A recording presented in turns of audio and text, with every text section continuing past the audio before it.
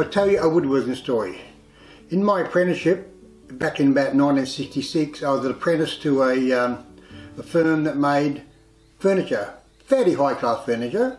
We had a machine shop on the bottom floor and a cabinet making shop on the top floor. Now this firm had been around for years before the Second World War. They used to fit out the furniture for the ships in the Second World War. I remember that because they still had patterns in the shed for some of the furniture. And I was helping the head shaper operator.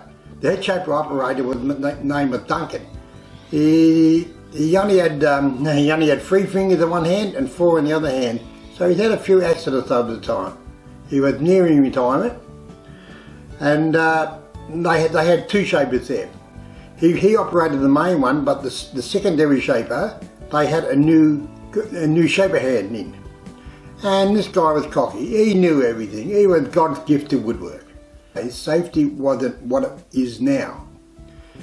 The shaper cutters had no pins.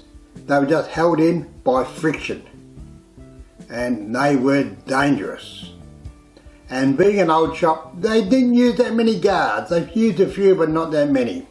Anyway, this cocky guy put the shaper cutters in the shaper that he was using, started it up, and I was helping Duncan on the other shaper, and you could tell that the noise wasn't quite right.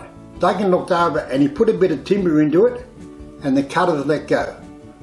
One cutter just fell down into the shaper. The other cutter, it went ping and embedded itself in a brick wall about 20 feet away.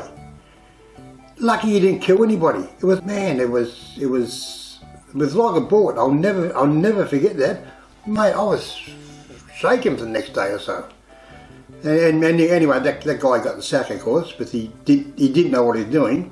But those shapers were just so dangerous, so dangerous. Anyway, that's my first story, and I'll be telling you a story just about every video, just to pass the time while we have a cup of tea.